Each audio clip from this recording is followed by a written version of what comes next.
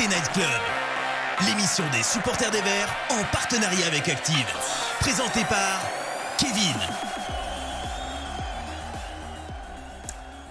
Bonjour, bonsoir à tous, bienvenue pour ce nouveau Saint-Étienne Night Club. Saint-Étienne Night Club dédicacé ce soir, ce 3 avril 2023, notre cher Keun, mon cher collègue de présentation. On l'embrasse là où il nous regarde, qui par une extrême bonté m'a légué ce débrief de victoire pour que mon bilan de fin d'année comptable soit moins négatif qu'il l'est déjà et que j'évite le licenciement économique par notre cher boss Romain. Donc voilà, on le remercie, chapeau l'artiste, on se voit bientôt auprès du comptable. Pour m'accompagner ce soir, que j'ai pas besoin d'aide ce soir, on ne le présente plus, c'est une figure de la SS, il enchante nos oreilles. Aux commentaires de nombreux matchs sur beIN Sport, c'est monsieur Patrick Guillou. Comment ça va, Patrick ? Ça va bien, toujours après une victoire. Bonsoir à tous. Dis-moi Patrick, on t'a vu ce week-end sur le derby, si je puis dire, entre Bayern et Dortmund, c'est ça ?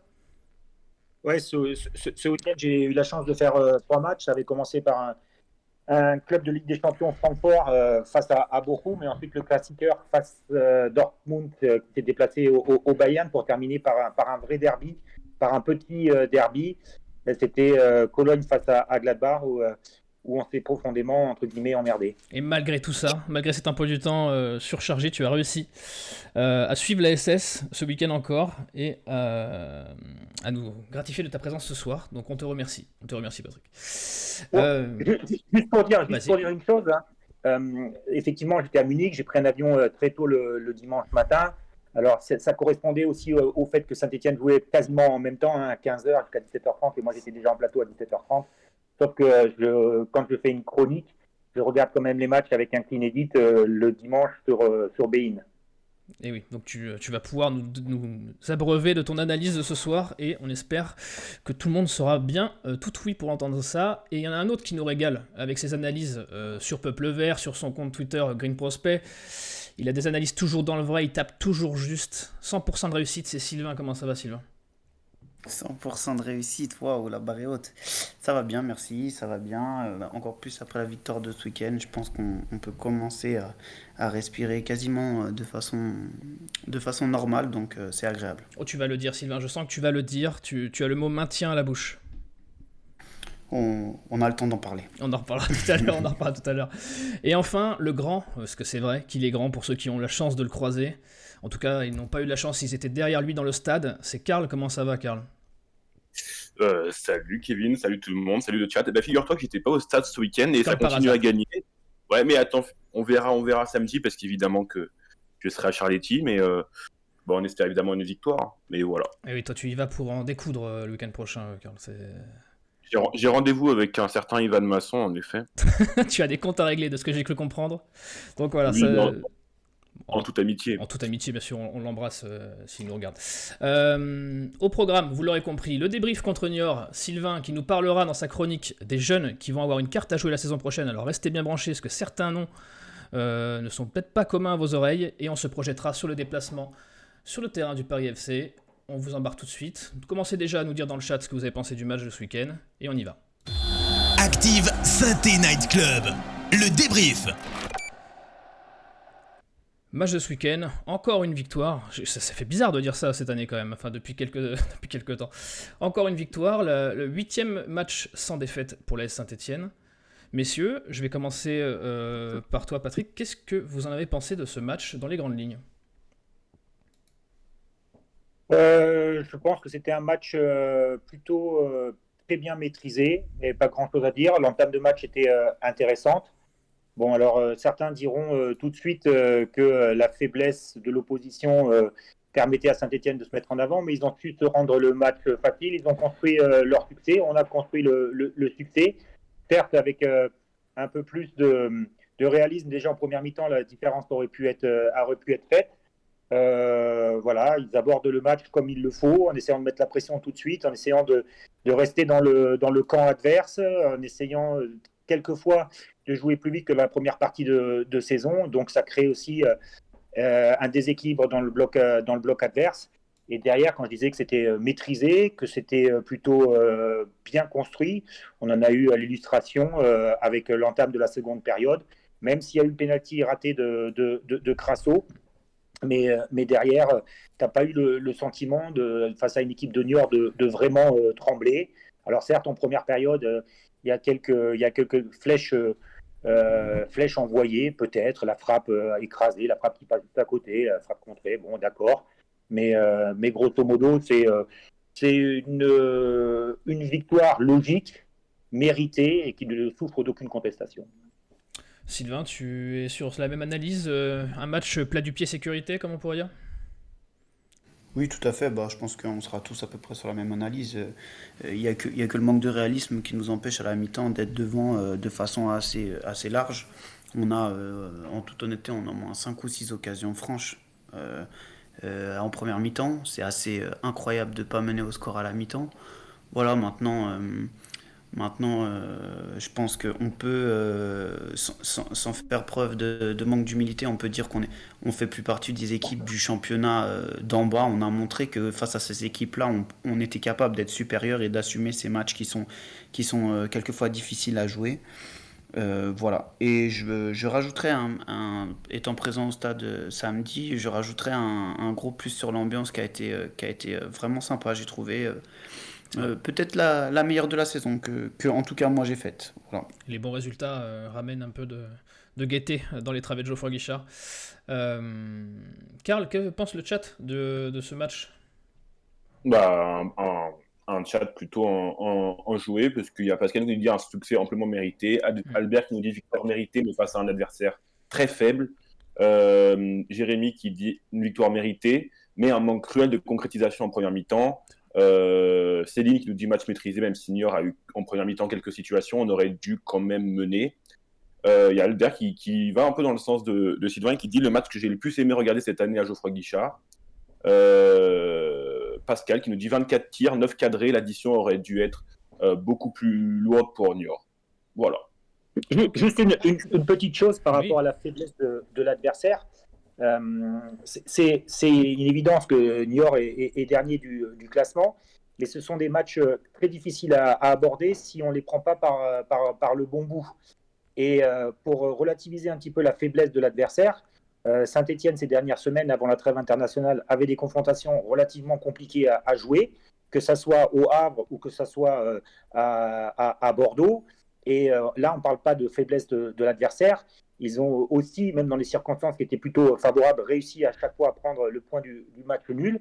Mais ce n'était pas la faiblesse de l'adversaire, c'était aussi la qualité de l'AS Saint-Etienne. Et oui, les deux sont à mettre au crédit de ce match. Sur la compo, Patrick, tant que tu as la main, on a pu voir une confirmation dans le 11 pour So, pour Fomba, pour Bamba, qui ont le mérite d'enchaîner, alors avec des prestations qui sont pas toutes équitables. Qu'est-ce que tu en as pensé, toi, cette compo, et de ces trois-là plus particulièrement? Non, mais c'est dans la lignée, au niveau de l'animation tactique, c'est dans la lignée de ce qui est présenté les dernières semaines, c'est-à-dire la volonté de densifier le milieu de terrain, ce qui, par définition, à partir du moment où tu densifies le milieu de terrain, tu as des situations de 1 contre 1 à gérer derrière, voire des situations d'infériorité numérique. À partir du moment où l'adversaire réussit sur une passe à casser une, voire 2 lignes, et que tu as un peu de profondeur derrière, c'est pour ça qu'en première période, Niort a su avoir quelques situations, et encore, ce n'était pas des situations où c'est des expected goals qui sont sûrs d'être marqués. Donc, la complémentarité de Fomba avec Bouchouari, Fomba a permis de libérer un petit peu Bouchouari, aussi grâce à l'Aubry. On a vu plutôt un Bouchouari à son aise sur son côté. Techniquement, il est capable de faire de belles choses. Ensuite, on verra les prochaines sorties. Sisso sera encore titulaire avec le retour de Preto, qui devrait normalement retrouver sa place. Et puis, malheureusement pour Bamba, il est capable d'apporter cette vitesse. Il est capable d'être complémentaire avec Crasso. Il est capable, sur une déviation de Crasso, de prendre la profondeur. Il avait rendu aussi de précieux services. On va voir si cette blessure et cette élongation ou ce pépin musculaire, si ça va l'empêcher de jouer les prochaines semaines. Mais en tout cas, ce qui est sûr, c'est que Wadji a été décisif dans cette rencontre, et qu'aujourd'hui, avec la confiance revenue, avec aussi le sentiment de concurrence qui n'a pas toujours été le cas du côté de Saint-Etienne ces dernières années, eh bien, on a un groupe plus équilibré, un effectif plus équilibré, et aussi, et on le voit, un devoir de performance qui s'explique aussi par cette série maintenant d'invincibilité depuis 8 matchs. Et oui, Sylvain, t'es d'accord avec ça? So a plutôt convaincu, on le voit sur les notes que j'affiche à l'écran, que ce soit les supporters ou l'équipe du SNC. So a plutôt convaincu, Fomba et Bomba un peu plus en demi-teinte. La compo, pour toi, elle te plaît comme elle a été mise, Sylvain? Tu pouvais pas faire mieux? Bah oui, enfin avec les forces disponibles, on pouvait pas faire mieux. Je vois pas ce qu'on pourrait changer, surtout avec la suspension de Petro, la suspension de mon conduit. Le débat va s'ouvrir pour la semaine prochaine pour savoir quel 11 va être aligné. En tout cas, une chose est sûre, c'est que au regard des forces disponibles, c'est certain que c'était la meilleure équipe à aligner. Après, voilà, je pense que l'idée de jouer avec un gaucher, axe gauche, sera privilégiée par Laurent Batles. Donc Léo Petro devrait retrouver sa place. Après, il y aura débat. Mon conduit et Fomba sont deux profils complètement différents. Ça n'empêche pas que je trouve que Fomba rend meilleur les deux devant lui parce qu'il a davantage d'abattage et il est peut-être plus performant sur l'aspect défensif. C'est vrai. Voilà. Après, non, franchement, j'aurais pas changé grand-chose.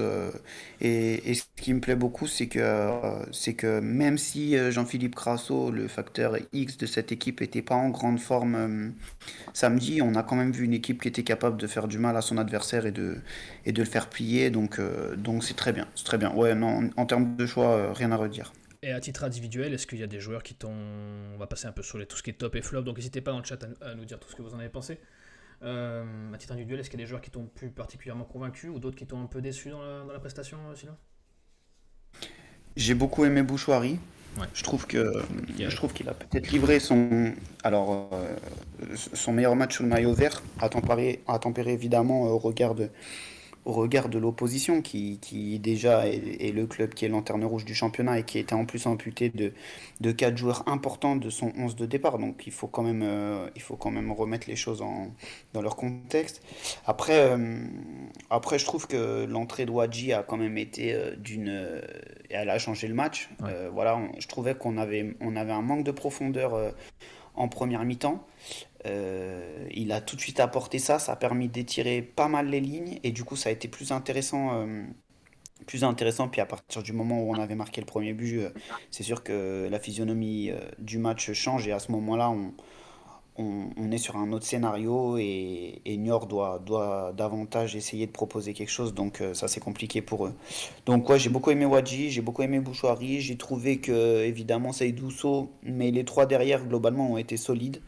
On a eu quelques situations chaudes à gérer et ça a souvent été bien géré, en un contre un notamment, que ce soit du côté d'Apia ou du côté de Sceaux. Donc voilà, clean sheet, voilà, victoire méritée et normale. Aucune déception?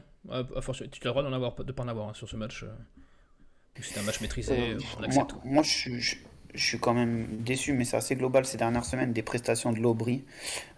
Voilà, je trouve que, je sais pas si vous avez en tête l'action qu'il fait en première mi-temps où il Ouais. prend le ballon, il élimine 3, 4, 5 mecs et au final ça débouche sur rien.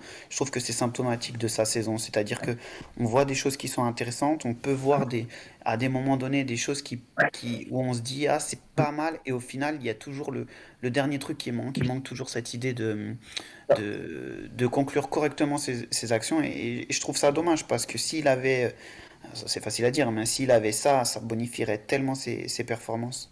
Ouais, c'est vrai que Là, sur l'écran, là, il a pas des stats qui sont flatteuses, Victor Lebris. Vas-y, Patrick.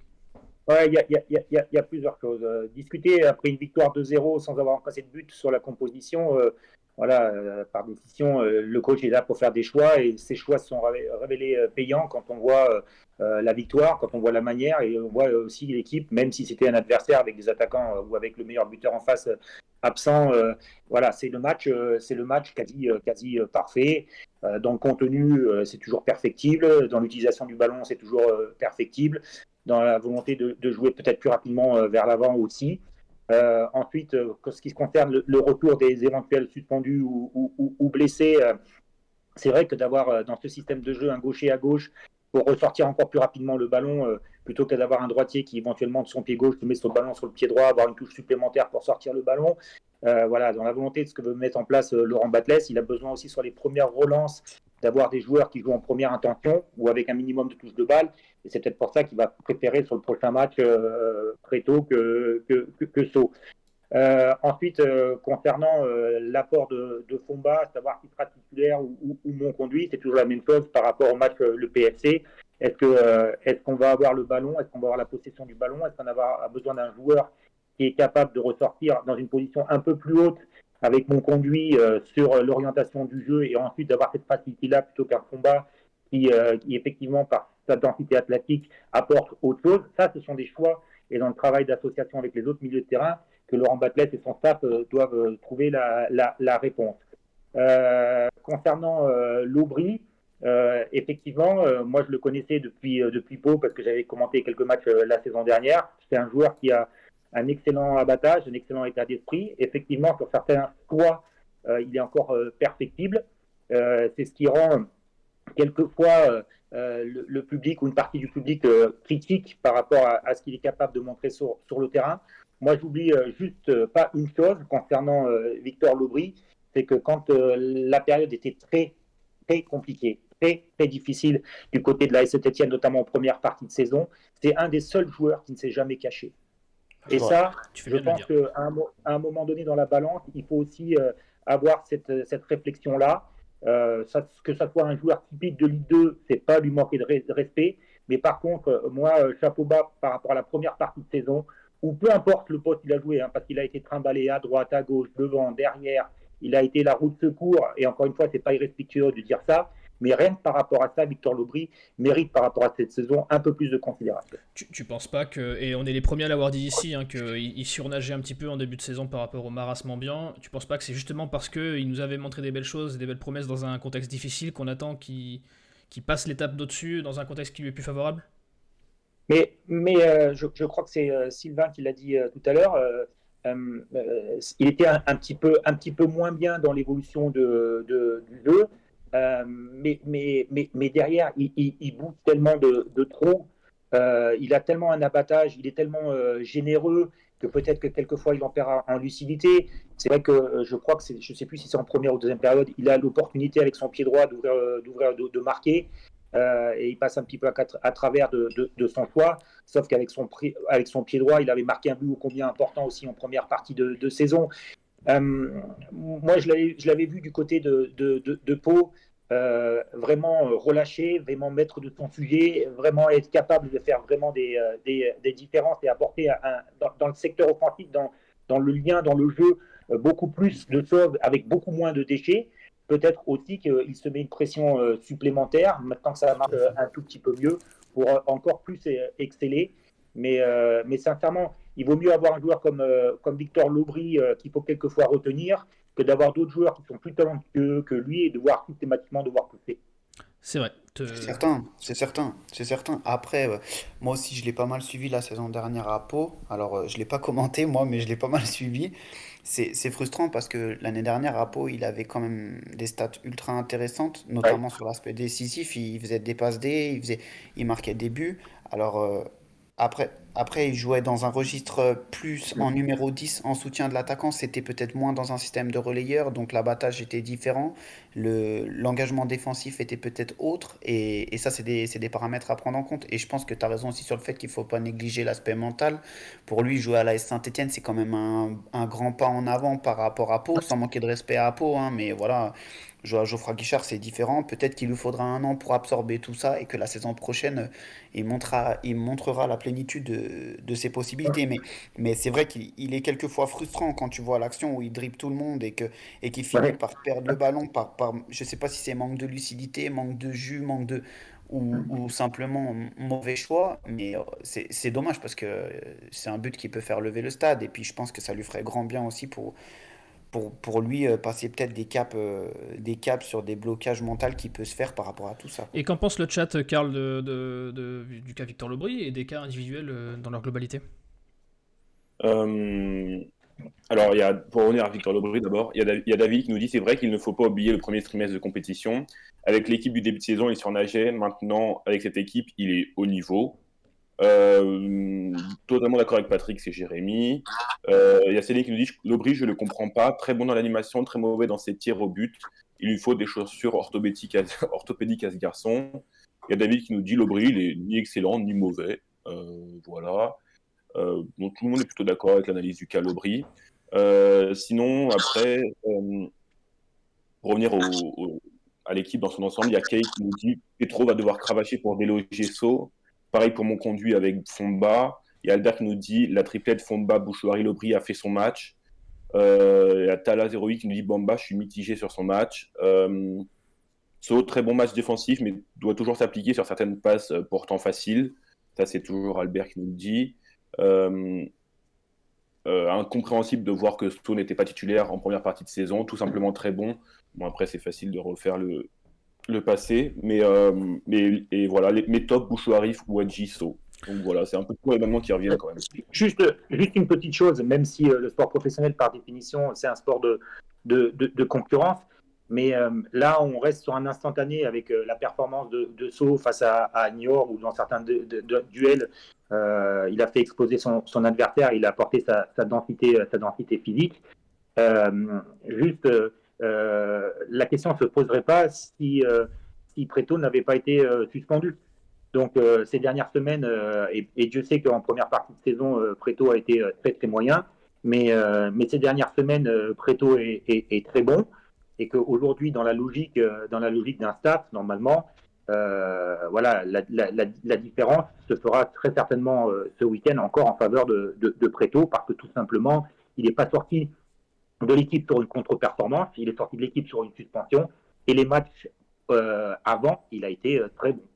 Donc voilà, que So a juste été là et a juste été titulaire, et il a fait le job, il a fait ce pourquoi il est payé, il a fait ce pourquoi il est joueur professionnel de la Saint-Etienne, et que dans la logique sportive, même s'il a fait un très très bon match, Pretto devrait être normalement titulaire ce week-end. Eh ben, je pense qu'on verra ça tout à l'heure avec le... Petro.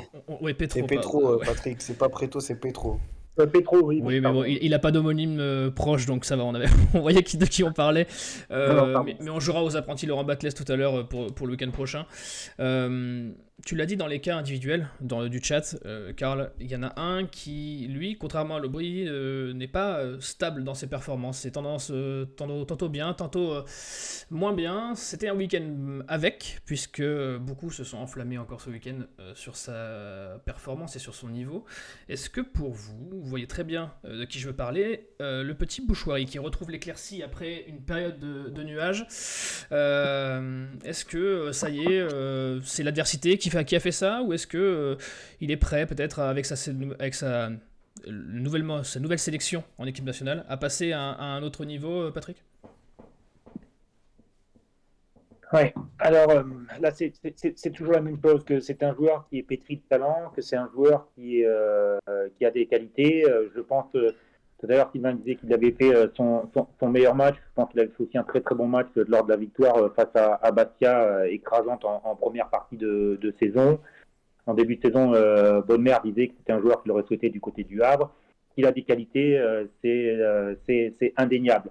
Rappeler quand même une chose, c'est que la Saint-Etienne, sauf si je me trompe, est en Ligue 2 aujourd'hui. Je suis très factuel, c'est rien contre la qualité de Pretto, c'est très très factuel ce que je dis.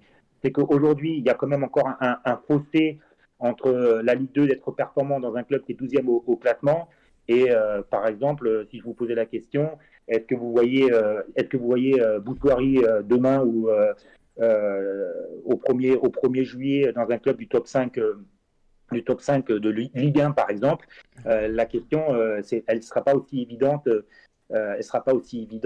à répondre. Peut-être que c'est plus un joueur de Ligue 1 par rapport à son prototype, par rapport à ses qualités athlétiques.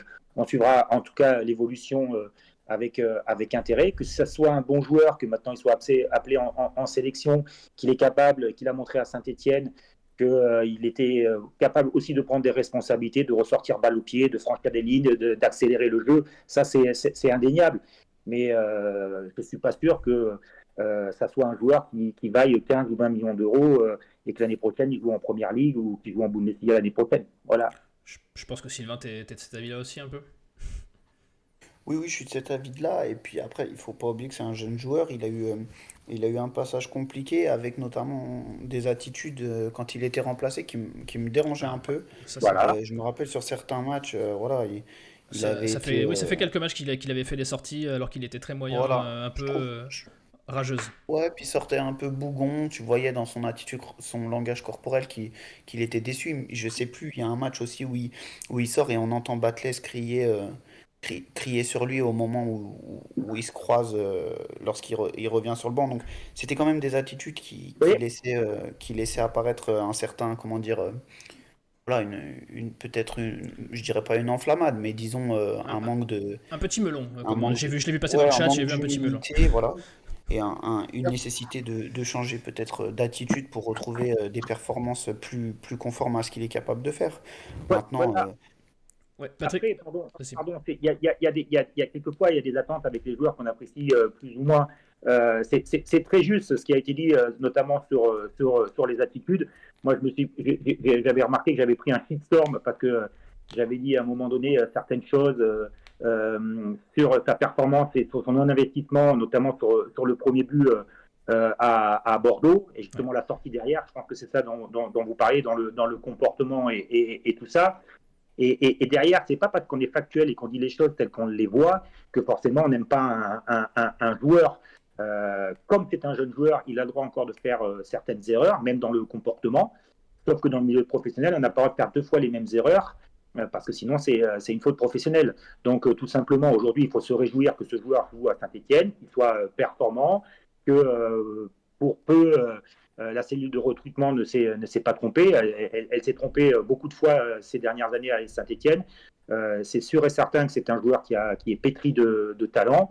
Maintenant, on va suivre avec intérêt son intelligence, mais c'est peut-être pas non plus le joueur Curiclas qui, dans quelques années, portera à bout de bras l'AS Saint-Etienne en Ligue des Champions.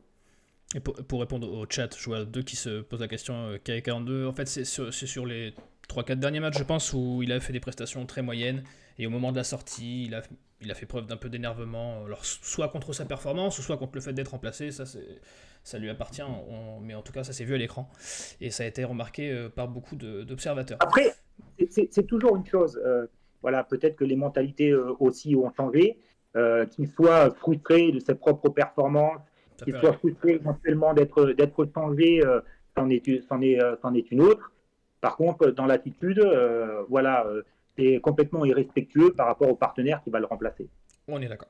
Euh, En tout cas, il y en a un qui a fait, lui, une entrée remarquée, on en a parlé, il a été décisif. Il en est déjà à 8 buts cette saison. Mine de rien, il a été beaucoup critiqué, mais il est déjà à 8 buts, dont certains très importants. Est-ce que la solution pour ces Verts qui semblent maladroits, on l'a vu de ce match, est-ce que la solution peut venir aussi de Wadji, encore plus si Bamba est blessé, Sylvain? je sais pas si la solution va venir de Wadji, mais il va pas y avoir 50 options qui vont se présenter à Ça, c'est Laurent sûr. Batles dans les semaines à venir en fonction de l'absence de Bamba. Voilà, quand tu regardes l'effectif comme il est construit, aujourd'hui, tu avais Bamba, Wadji et Crasso qui peuvent jouer dans le rôle de numéro 9. Maintenant Jean Bost est en difficulté ces dernières semaines, donc ça va être assez simple pour faire la composition d'équipe. Des Verts maladroits depuis le début de saison, je suis pas d'accord. Je trouve qu'au début de saison, on a plutôt été efficace. On a eu une période où on était même très efficace. On marquait sur quasiment chacune de nos occasions. Je me rappelle le match à Bastia, on doit frapper 6 fois, on marque 5 fois. À Pau, c'est quelque chose d'assez similaire, on n'en a pas 50 et on marque Hmm. quasiment à chaque fois. Voilà, c'est vrai que par contre, depuis, il y a une période qui commence à durer où on est moins efficace.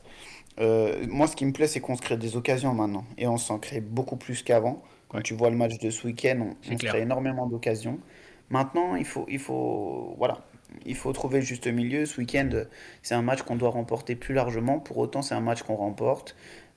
Voilà, il faut se projeter en se disant qu'il y a une réelle marge de progression par rapport à ça, mais il ne faut pas non plus que ça devienne une obsession et une fixette qui nous inhibe et qui nous fasse contre-performer. Toi, Patrick, tu es convaincu jusqu'à présent par la saison de Wadji, à titre perso? Euh, Encore une fois, c'est en deux parties. Si il joue sur un côté, comme on l'a vu jouer cette saison, notamment en première partie de saison, je dirais que c'est pas son poste et qu'il n'est pas bon à ce poste-là. Même s'il peut, par sa vitesse, avoir un ballon joué dans l'espace et ensuite il rentre extérieur, intérieur et il frappe comme ça. Pour ceux qui l'ont suivi, notamment en début de saison face à Karabag, plutôt, il y avait un parcours excellent de Karabag. Alors même si c'est Karabag, mais ils ont quand même fait la qualification de la Ligue des Champions. Il a marqué 4 buts en 8 rencontres, sauf si je me trompe. Alors certes, il y avait à chaque fois 2 doublés, un contre Zurich, un contre Ferencváros. Mais derrière, que ça soit à Osgund ou que ça soit à Karabag, il marquait quasiment un but tous les 2 matchs.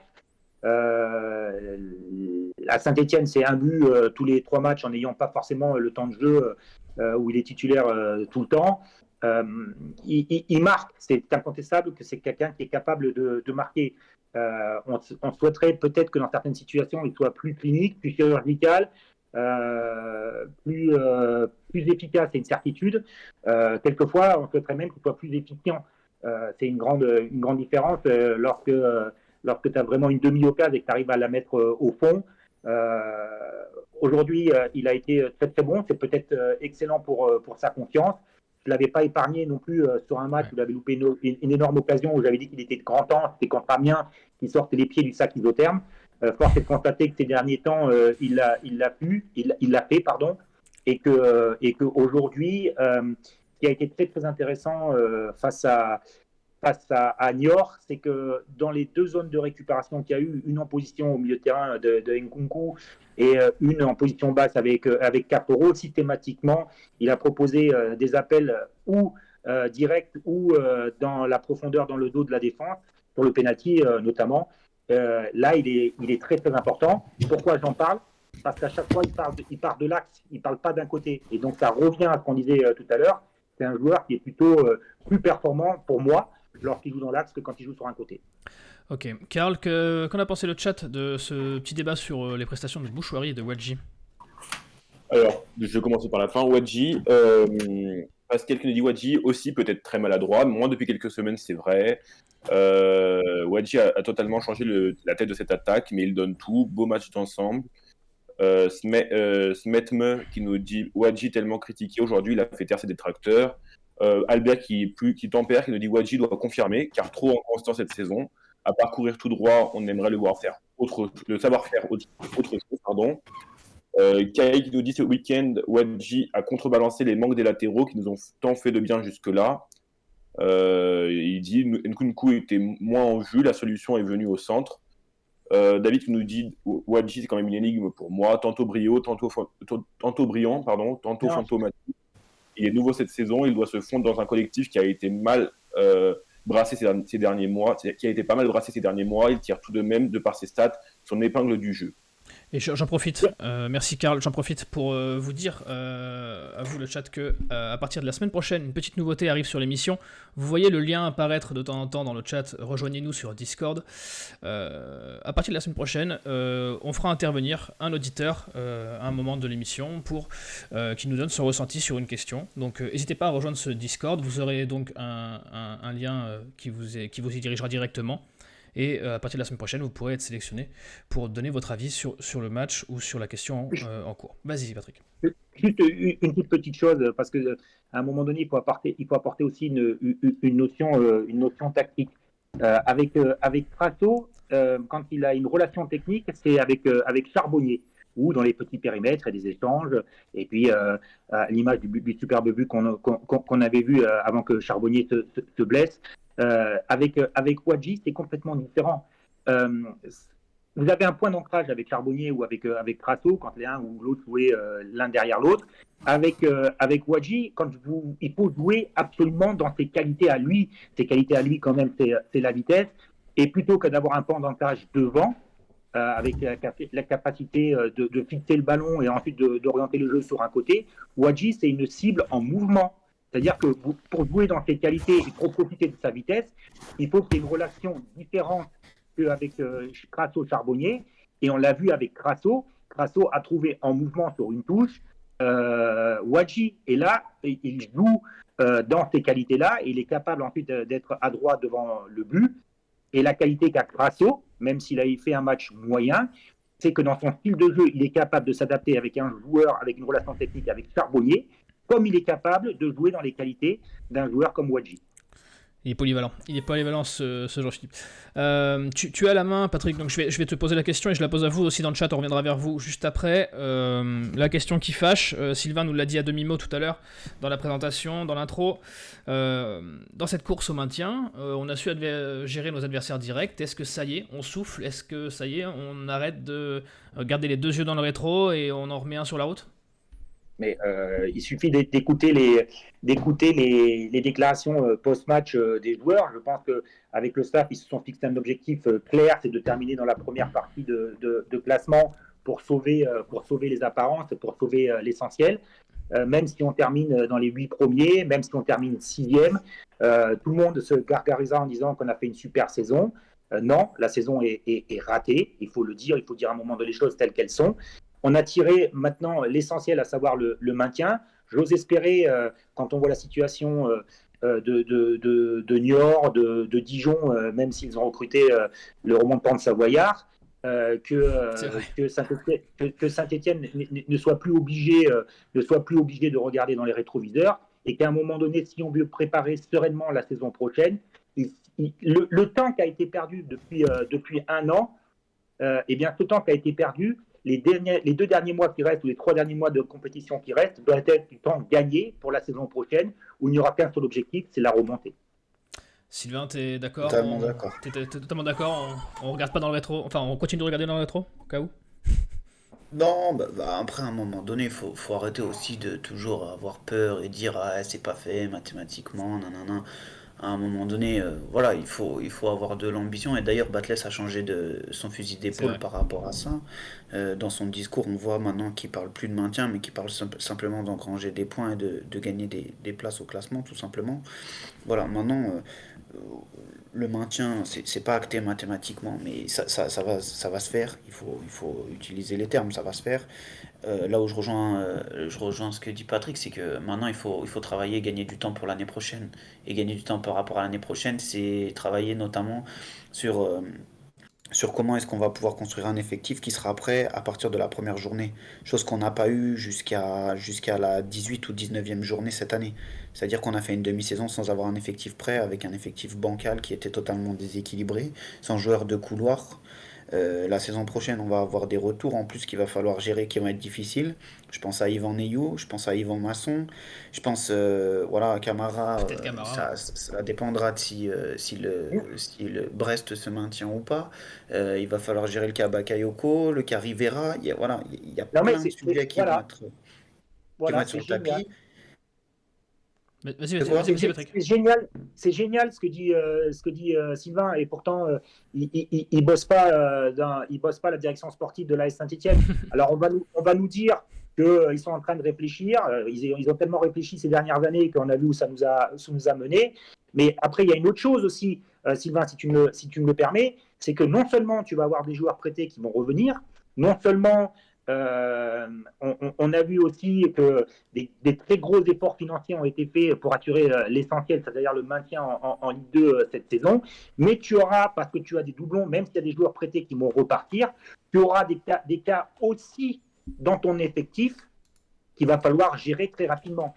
Et pour se séparer de joueurs parfois, même si on pense que le mercato est long, même si on pense qu'il va y avoir des portes de sortie, même si on pense que les agents vont devoir faire leur job, à un moment donné, eh ben c'est comme ça dans tous les clubs, il faut aussi payer pour que les joueurs partent. Alors ça fait du mal, d'accord, mais les erreurs qui ont été faites se compensent aussi parfois par des chèques qui sont obligés d'être signés, parce que ce sont des contrats à durée déterminée, donc c'est le contrat, c'est le montant des restants dus, et à un moment donné, dans cette logique-là, il ne va pas falloir croire que certains joueurs qui sont chevronnés, qui ont l'habitude, qui ont des agents aussi qui sont assez conséquents et qui connaissent aussi comment fonctionne la fanfare, que les joueurs vont partir parce qu'on va les mettre dans un placard ou parce qu'on va les mettre dans un loft, quoi. Et qu'en pense le chat, Karl? Et c'est d'ailleurs, dernière phrase, vas-y. Après, c'est d'ailleurs quelque chose qu'on a fait avec Sergi Palencia, avec Gabriel Silva déjà à la mi-saison pour gagner du temps. Et je pense que voilà, et j'ose espérer que le club anticipe aussi des attaques sur certains joueurs, parce que voilà, Il y a des joueurs qui vont peut-être être sollicités, il y a des joueurs qui, voilà, et j'ose espérer qu'il y a déjà des solutions qui sont travaillées en amont. Si on vient à perdre Bouchoirie, qui est-ce qu'on peut avoir pour le remplacer? Comment est-ce qu'on gère? Comment est-ce que on va gérer si on est attaqué sur d'autres joueurs, etc. Comment est-ce qu'on va gérer le retour de la blessure de Boubacar Fall? Est-ce que ce sera le numéro 2 l'année prochaine? Est-ce qu'on ne sait pas comment il va revenir? On Ah, envisage quelqu'un et pour un puis, poste de numéro 2. et Il y puis a, il y a- il y a pardon beaucoup de aussi, questions qui se posent. anticiper aussi le départ très certain de Jean-Philippe Crasso, même si on n'est pas à l'abri d'une signature. Voilà, on a tous lu la semaine dernière la grille des salaires à la Saint-Etienne, et qu'à un moment donné, quand il est revenu d'Ajaccio, on n'a pas verrouillé son contrat comme il le fallait. On n'a peut-être pas essayé de faire l'effort financier nécessaire, et qu'aujourd'hui, un joueur, quand il lit dans le journal la différence qu'il peut y avoir entre son salaire qu'il voit alors qu'il est performant, meilleur passeur et meilleur buteur décisif. Aujourd'hui, il est en fin de contrat, il va partir pour zéro. Et là, on peut se poser aussi la question sur la logique de la politique sportive. Et oui. Il y en aura des choses à gérer d'ici l'été prochain. Karl, le chat, qu'est-ce qu'ils en ont pensé de ce débat sur le maintien? Bah écoute, il y en a qui disent qu'il faut quand même assurer le cap des 42 points évoqués par Batles le plus rapidement possible. Sinon, il y a Albert qui nous dit on peut considérer qu'avec les recrues de janvier, on a commencé à préparer la saison prochaine. J'aimerais juste rappeler que parmi les recrues de janvier, il y a Nkunku qui a une option d'achat mais un peu élevée. Il y a Bamba qui n'a pas d'option d'achat. Il y a Pavlovic qui s'est engagé 6 mois. Bon, voilà. Il y a Charbonnier qui est en fin de contrat également. Donc, c'est-à-dire que le mercato d'hiver, il n'est pas si durable et fait à long terme que ça. Depuis samedi, j'ai moins peur de la descente. C'est Pascal qui nous dit ça. Céline qui nous dit oui, mais maintenant, reste à savoir si les dirigeants seront ambitieux et garderont ce groupe pour la saison prochaine pour jouer la montée et surtout ne pas vendre les Bouchoirie, les Sceaux, les Wadji. Donc, la question, c'est est-ce qu'ils pourront aussi ne pas céder aux sirènes Mais qui doit pas céder aux sirènes? Ceux qui ont. Les joueurs? Ah non, non, au contraire, pas les joueurs, la direction. Donc la direction ne doit pas céder aux sirènes si justement il y a une proposition pour Bouchoirie à 10 millions d'euros, c'est ça? Ah, 10 millions, peut-être qu'on l'accompagne quand même jusqu'à l'aéroport. Non mais. D'accord, non mais à un moment donné, c'est pour ça que j'avais aussi à un moment donné accepté de participer à cette émission. C'est qu'à un moment donné, il y a la logique éventuellement des attentes des supporters et tout ça, et puis après il y a une logique économique. Et que pourquoi dans certaines chroniques je suis quelquefois aussi virulent, c'est qu'il faut arrêter la poudre de perlimpinpin et à chaque fois arrêter de faire croire, de prendre des vessies pour des lanternes. Aujourd'hui, l'effort conséquent, je crois que c'est Sylvain qui en a parlé tout à l'heure, sur le mercato hivernal qui a été fait avec une politique de chèque pour assurer l'essentiel, et bien forcément, ces dernières années, elle avait été compensée par des énormes ventes de Fofana, par exemple. Mais aujourd'hui, dans la valeur de l'effectif, aujourd'hui, il ne faut pas s'attendre que les trous seront boutés par une vente autour de 45 qu'il y a eu ou de 60 millions d'euros. Ça, c'est la réalité de la Saint-Etienne aujourd'hui. Enfin ça, Patrick, on va le voir tout de suite parce que Sylvain, tu vas avoir la main, Sylvain. Je sais pas si tu veux nous en parler très vite. Juste au-delà de ça, il faut arrêter de croire que les joueurs sont irremplaçables.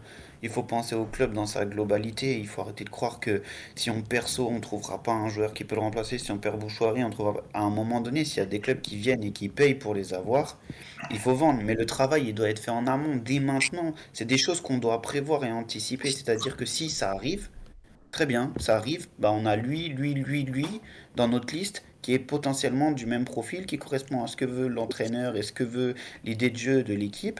Et maintenant, voilà, c'est tout. Si on trouve... J'aime beaucoup cette réflexion de Sylvain. C'est-à-dire qu'à un moment donné, dans les grands clubs, il y a dans le club une personne qui est gérée, dont c'est le métier, de gérer les effectifs dans leur globalité. C'est-à-dire qu'avoir un vrai plan pour un gamin de 15 ans qui a des qualités pour l'amener jusqu'en pro, mais dans la gestion des différents effectifs, il y a la gestion des contrats, et c'est ce que dit Sylvain. C'est-à-dire que si un joueur part, on a la solution dans le centre de formation, parce que c'est la vocation de la Saint-Etienne d'avoir encore des joueurs issus du centre de formation.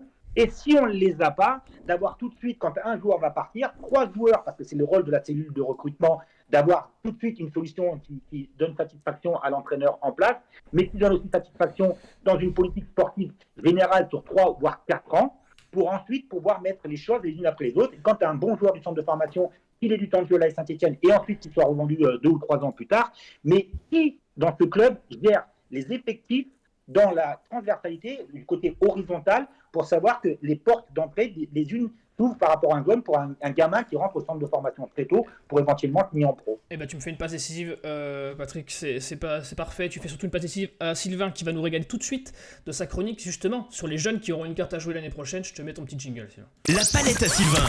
La palette à Sylvain. Sylvain, la route est à toi.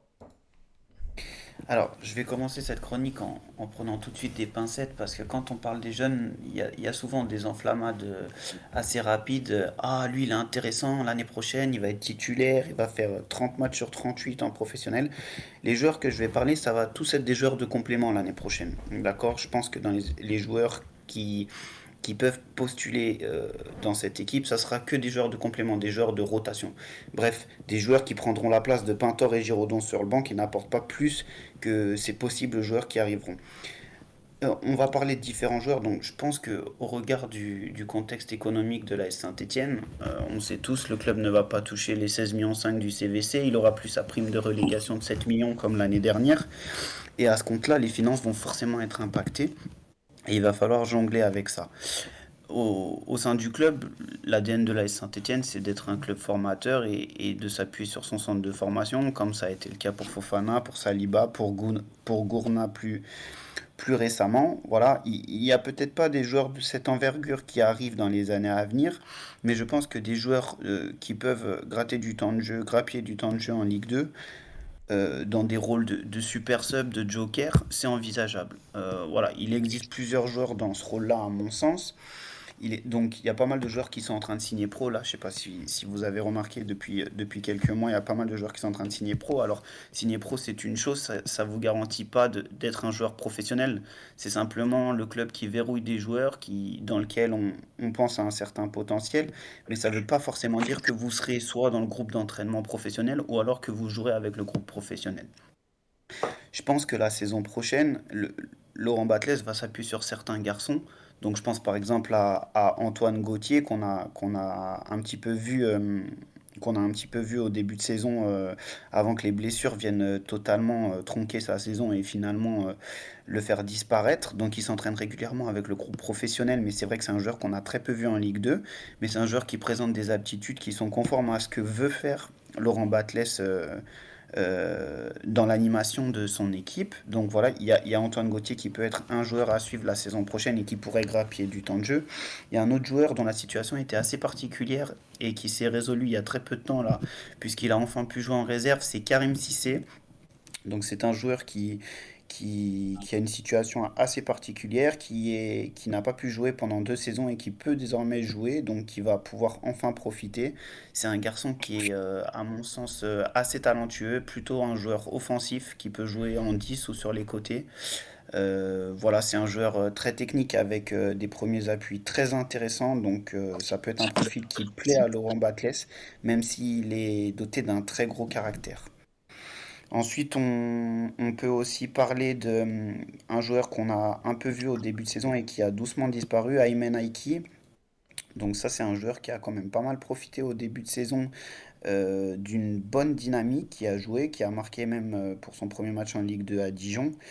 Voilà, c'est un peu plus compliqué ces dernières semaines pour lui. Voilà, il a fallu peut-être accepter aussi de redescendre en réserve. Il a fallu aussi accepter de plus faire des voyages en avion avec la Ligue 2, de plus s'entraîner systématiquement avec la Ligue 2. C'est pas simple pour un jeune joueur, mais ça reste un joueur de 17 ans sur lequel le club compte et qui pourrait avoir son mot à dire l'année prochaine pour éventuellement gratter du temps de jeu également. Ensuite, il y a un autre garçon qui a signé professionnel. Il s'appelle Beris Ogoussou. C'est un défenseur, donc c'est un joueur qui s'impose en réserve cette saison. Voilà, c'est un garçon qui a signé pour 3 ans, donc il est sous contrat jusqu'en 2025. Pareil, c'est un joueur qui pourrait rentrer dans la rotation et qui sera probablement essayé par le staff lors de la préparation pour voir à quel niveau il se situe et quel rôle il peut jouer dans cet effectif, voilà, dans cet effectif professionnel. Ensuite, Cheick Fall, c'est un garçon qui arrive du partenariat du Sénégal. C'est un milieu de terrain offensif. Moi, je le trouve ultra intéressant. C'est un joueur avec des belles qualités techniques, notamment à la passe. C'est un joueur qui sait se muer en buteur assez régulièrement, qui sait être décisif. Voilà, c'est un garçon qui s'entraîne avec le groupe professionnel de temps en temps déjà. Il n'est pas encore sous contrat professionnel, il est simplement sous contrat stagiaire. Voilà, il sera en fin de contrat en juin 2024, mais je ne serais pas étonné que le club voilà, tente de prolonger l'aventure parce qu'il rend des copies assez intéressantes en réserve pour un joueur qui est de 2004, donc qui a 19 ans, ou peut-être même pas encore, qui est sur son année des 19 ans. Il possède un profil intéressant. Voilà, au niveau des joueurs qui sont intéressants, et aujourd'hui vous l'avez probablement vu, il y a le jeune Mathis Amougou, donc lui c'est peut-être encore un peu prématuré d'envisager de le voir avec les professionnels. Il a fait 17 ans seulement en janvier, mais c'est un joueur qui est assez mature, assez précoce. Il est un peu sur la même trajectoire en termes d'avancée dans les équipes jeunes que Lucas Gourna, c'est-à-dire que dès sa deuxième saison au club, il joue déjà en tant que titulaire avec l'équipe réserve. Voilà, c'est le capitaine de l'équipe de France U17. C'est un joueur intéressant avec un grand volume de jeu qui colle parfaitement à l'ADN ASSE, je trouve, à ce qu'on aime à l'AS Saint-Étienne. Donc voilà, ça sera un joueur à surveiller, même si il a encore besoin, je pense, de se remplir une saison complète en réserve avant d'envisager d'avoir du temps de jeu chez les professionnels. Donc voilà, tout simplement pour conclure, je vous ai parlé de pas mal de joueurs. Je vous dis pas qu'ils vont tous jouer. Je vous dis pas que c'est tous des phénomènes qu'on va vendre 40 millions. Je vous dis pas que. Je dis simplement que c'est des joueurs sur lesquels on pourrait s'appuyer la saison prochaine, à la place de certains joueurs qui aujourd'hui gradent 5, 10 minutes, 15 minutes en fin de match et qui finalement ont pas forcément une énorme plus-value quand ils rentrent. Voilà, autant s'appuyer sur des jeunes joueurs qui nous coûteront moins cher, qui seront peut-être plus motivés parce que c'est titiller le monde professionnel pour eux. Ils n'ont pas 5 ou 10 ans de professionnels derrière eux. Voilà, c'est cette idée-là. Et je m'excuse, j'ai aussi oublié de parler de Mathis Saban, qui, à mon sens, pourrait, tout comme Yanis Léry, pourrait avoir sa chance. Pourrait avoir sa chance lors de la préparation, mais c'est vrai que les blessures, autant pour Léry que pour Saban, viennent particulièrement freiner leur progression et à terme pourraient devenir préjudiciables pour eux dans l'optique d'intégrer définitivement le groupe professionnel. Ok, on prend note. J'ai noté tous ces noms-là, Sylvain. Merci pour ta chronique. Je saurai les ressortir pour faire le fanfaron l'année prochaine si jamais ils finissent par percer. On a encore un petit peu de temps pour parler du prochain match, alors on y va tout de suite. C'est parti. Active Saint-Étienne Night Club. Le prochain match. Voilà, parce que si la saison prochaine se passe aussi bien que celle-là, on aura peut-être plus de temps pour s'occuper des équipes de jeunes.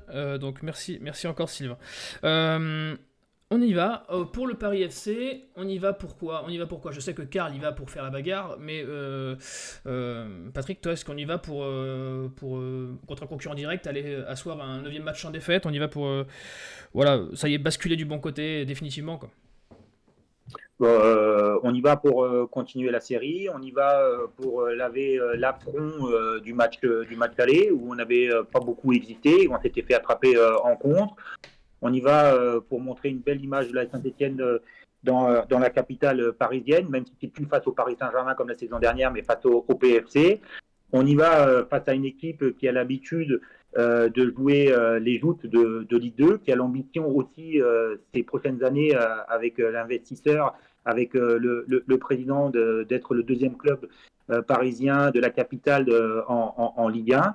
Donc on y va aussi pour marquer les esprits, on y va aussi pour continuer la belle série et pour bien terminer la deuxième partie de saison, pour mieux, et comme le disait tout à l'heure Sylvain, pour mieux préparer et idéalement préparer la saison prochaine pour avoir du vent dans les voiles.